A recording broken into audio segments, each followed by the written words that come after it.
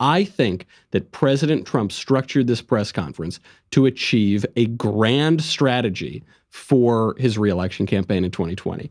And it also happened to be absolutely freaking hilarious. So President Trump gives the usual introduction, then he answers some questions, and before he gets to the questions, he tees up a video.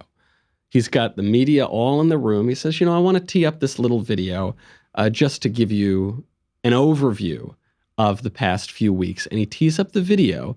The video is of the media getting the coronavirus totally wrong.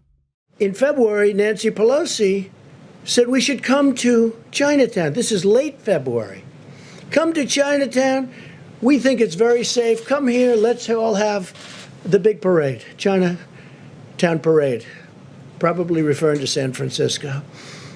And that's it. But I took this action early. And so the story in the New York Times was a total fake. It's a fake newspaper, and they write fake stories.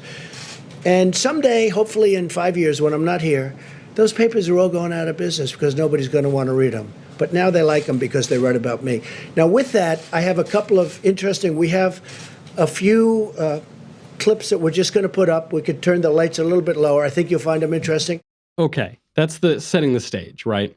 He's saying, I think you're going to like this. You're going to enjoy it. So you already know, given the way he's introducing this video, that this is going to be pretty savage, right? He's making fun of Nancy Pelosi for telling people in the early days of the pandemic to come to Chinatown. He's going straight after the New York Times. Trump has changed his tone day by day in the press briefing. Some days, very staid, very presidential, very bipartisan, saying nice thing about Democrats, saying nice things even about the media. That wasn't yesterday. Yesterday was a major tonal shift. He comes out, he goes, the New York Times is a fake piece of trash newspaper. Nancy Pelosi's completely wrong. She's a joke. She imperiled lives. And hey, check out my video. So he tees it up. Here's the video itself. People should be more concerned right now with the flu in this country. A lot of people are concerned about the coronavirus because they're hearing a lot of news about it right now. But the reality is, comparing it to the flu, for example, it's not even close to being at that stage. It goes on the media, but I think you get the gist. Look at how he's flipping this, because what the media are accusing Trump of doing is not taking the coronavirus seriously, of comparing it to the flu, for instance, which, by the way, might be a fair comparison. We'll get to that a little bit later in the show. But regardless of whether or not it is a fair comparison, that's not what Trump cares about here. What Trump cares about here is showing that the media were very recently doing the exact same thing that they are accusing him of doing. This is what he manages to do all the time. He did this all throughout 2016. It's not even that he would defend himself against the attacks from his opponents in the Republican primary or in the media. He didn't have to do that. All he would have to do is show that his opponents and his critics are no better than he is. So you remember this very clearly with Jeb Bush. Jeb Bush accuses Donald Trump of being immature in 2016, of being childish, of not being composed, of not being an adult. And then Donald Trump on the debate stage he triggers Jeb Bush. Jeb Bush starts getting all angry and he gets really fired up. And he goes, how was that, Donald? Was that high energy enough? And Donald goes, yeah, that was high energy. And he puts his hand out for a low 5. And then Jeb, like the kid on the playground who finally got the attention of the bully, and, the bully didn't give him a swirly, Jeb got so excited that he kind of jumps up a little bit and smacks Trump's hand, totally destroys Jeb Bush's argument that Jeb is the mature person, Jeb is going to behave like the adult in the room, because he was behaving in just as giddy and childish a way as Donald Trump. That's what he's doing here to the media. He's done this again and again. I mean, do you remember when Hillary Clinton was saying that if you contest the results of the 2016 election, you're a threat to democracy? What does Trump get her to do? Contest the results of the 2016 election. So that's what's happening here. The press are just watching themselves. He says, look at this video, and it's just a mirror, basically, up in the front of the room to show the press who they are. Then the video moves on to its second stage, which is no longer going after the press with their own words. It's showing how Trump took the virus seriously.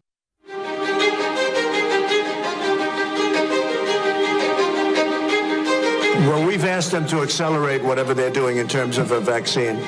we will be suspending all travel from Europe to the United States for the next 30 days. To unleash the full power of the federal government in this effort today, I am officially declaring a national emergency. So you see here what Trump is doing. He's saying, you're accusing me of not taking it seriously. Look at all the clips of me taking it seriously. Now, to be fair, were there also clips of President Trump saying that the media were being alarmist early on? Yes. Again, that doesn't matter. The media has this very narrow narrative that they have been constructing, which totally ignores their own behavior, their own hypocrisy. So President Trump is constructing a parallel narrative. So he hits the media, he then hits how great a job he's doing, and then he goes on to the governors praising Trump. And the brilliance of this three-part video strategy is not even in the video. We've all seen these clips before. It's that he knew exactly how it would trigger the media, and it turned out he was right. He tees it up, shows the media their own words, then he shows the media his own words. And the third part, the pièce de résistance, is he shows the media the Democratic governors who are praising him. So the New York Times can't say anything nice about him. CNN can't say anything nice about him. The supposedly objective journalists, but Trump's own political adversaries are going to be more fair to him than the allegedly objective press. Here's the third part. His team is on it. They've been responsive late at night, early in the morning, and they've thus far been doing everything that they can do. And I want to say thank you, and I want to say that I appreciate it. He returns calls. He reaches out. He's been proactive. We got that Mercy ship down here in Los Angeles. That was directly because he sent it down here.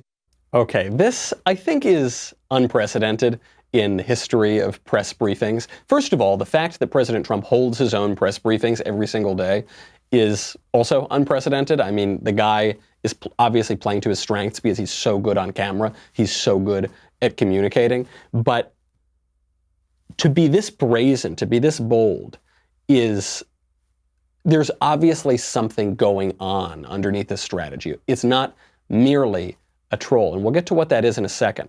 But President Trump gives you this ice cream sundae, right? This three-part ice cream sundae. Just in case that wasn't going to send the media into a tizzy, he gives them a little cherry on top of the sundae. And that little cherry on top is that he quotes one of their own reporters, not just any reporter, perhaps one of the most partisan reporters, Maggie Haberman. Hillary Clinton said that Maggie Haberman's her favorite reporter because she would always cover Hillary in a positive light. Trump adds this little bit of Maggie Haberman having to admit that Trump is doing a good job. So now you've got an actual member of the press, a far left one, contradicting the press coverage that we've been seeing for the past 2 weeks on President Trump. And that was the straw that broke the camel's back. As there were more cases, and it was clear that it was spreading out of China, where it originated, the president took this move that he was widely criticized for by Democrats and even some Republicans at the time, which was he halted a number of flights from China into the U.S. The idea was to halt the spread of the disease, keep transmissions to a minimum. He was accused of xenophobia. He was accused of making a racist move. At the end of the day, it was probably effective. It was probably effective. Maggie Haberman at the New York Times, they could not believe it. It was so brazen. It was so brutal. They tried their best to flip it on him. But they were so defeated, they were so taken aback by this, that they couldn't do it. The best move to try to flip this on Trump came from John Karl over at ABC, who Trump has been humiliating in these press conferences. And John Karl took the one angle he could see, which is he said that it looked like a campaign ad.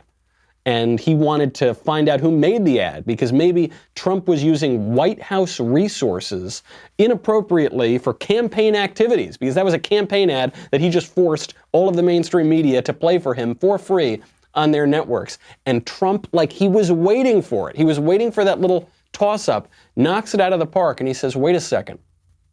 You think that me playing your own ridiculous words is a campaign ad. What does that say about you? I've never seen a video like that played in this room. It looks a bit like a campaign ad. Who produced that video for you? That was done by a group in the office, and it was done we just put some clips together. I could give you, I'll bet you I have over 100 more clips, even better than them. They were just pieced together over the last 2 hours. That was just, we have far better than that. That's nothing compared to some of them. This was produced here in the White House. Yeah, this was done by Dan and a group of people, and they just put it together in a period of probably less than 2 hours. Why did you feel need to do that? Because we're getting fake news, and I like to have it corrected. How did John Karl not notice the flaw in his own question? He goes, why did you feel the need to do that? To do what, John? What did he do? He just played your own words back to you.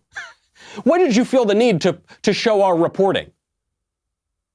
As if he is now admitting their reporting is so bad, so unfair, so humiliating for them that merely playing it back on a television is an attack on the media.